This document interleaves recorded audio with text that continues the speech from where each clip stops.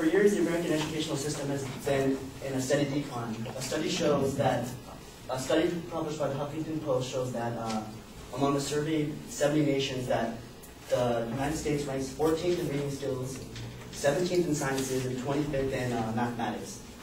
Of all students currently attending high schools in the United States, 70% will graduate, and among these 70%, only 32% will be qualified or prepared to attend a four-year college or university. For a country that, according to the U.S. News, holds 6 out of the 10 best colleges in the world, this is an astonishing figure and forces us to ask what is going on with the educational system.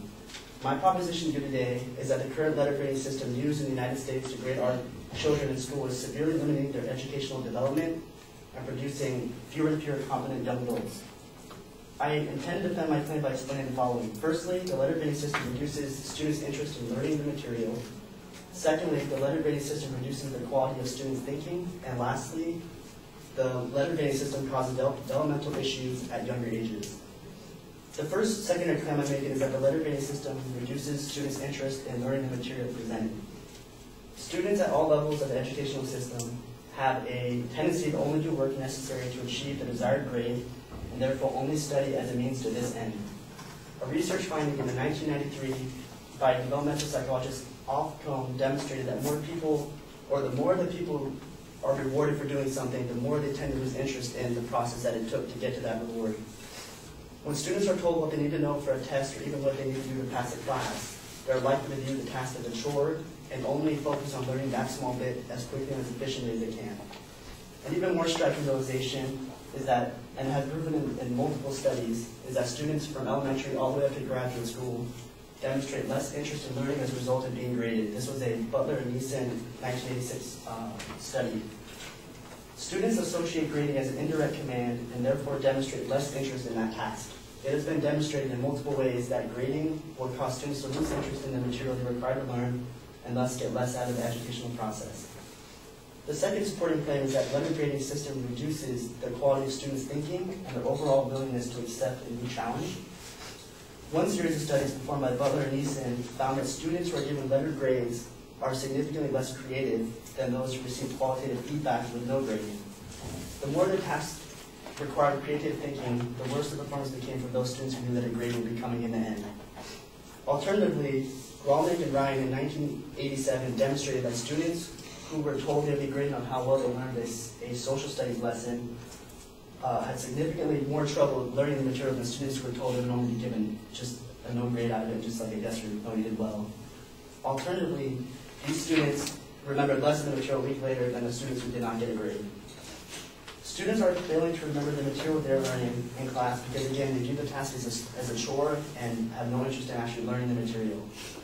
Even more research shows that the quality of students' thinking partially depends on the extent to which they're allowed to work in a cooperative group. Using the letter grading system inevitably pits students against one another because they're competing for grades and therefore have less ability to retain this information. Not only does letter grading reduce the quality of their thinking, it also reduces their preference for challenging tasks. Students who have been told to concentrate on getting good grades will usually choose the easiest possible assignment to perform. The more pressure that students feel to get a good grade in class, the less inclination they will have to truly challenge themselves. Some pundits will say this may only be true for lazy students. However, this actually demonstrates that these students are adapting to what is being thrown at them. They're being rational in an environment where a good grade and not intellectual exploration are what is important and emphasized. The final point I will use to defend my claim is that letter grading causes developmental issues at younger ages. It is important for children to work through problems and processes at a young age as their brains are still developing. Whether discussing motor development or cognitive development, children reach milestones at different rates. Because students develop at different rates, grading students on a forced curriculum is not an accurate indication of their abilities, but rather their inabilities and their inability to perform those tasks at the given time. Forcing students to follow a certain curriculum doesn't allow them to explore their creativity and thus force them to learn something they aren't able to physically learn at that time.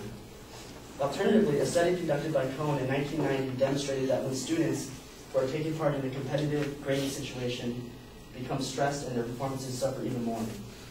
When children become stressed about learning certain material when their brain may even lack the ability to process this information. We're putting these students in a no-win situation. While the United States still contends as one of the leaders in educating college students, the educational system itself is definitely not preparing its own students to attend universities.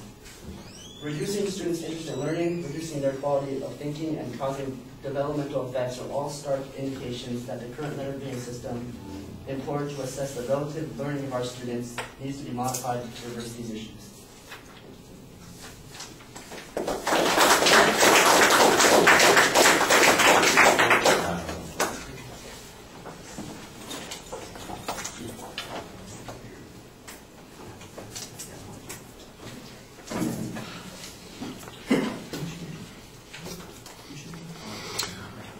All right, the proposition is labeled. It's got two points to it, so it's got multiple claims built into it. The secondary claims are laid out very clearly for us, so it's going to be easy to follow, and you did a very nice job signposting them in the body of the speech, so it was easy to follow along as a listener. There's a lot of explanation of the theories that you're presenting, and I think that you give us the conclusions of the researchers pretty consistently in what inferences they are making. What you don't provide is any of the statistical data from their studies that show what the results were. We're just getting their conclusions. We've got some hypothetical explanations in the process. The only statistical information you have is at the beginning of the speech, which talks about international comparisons to the U.S. And the first thing that popped into my mind, okay, so what kind of grading system do they use in the 13 that come ahead of us in reading, in the 16 that come ahead of us in science, and in the 21 that come ahead of us in math? And that's what I'm immediately, jumped into my head. Or do they use a non-grading system, and that's what produces those results?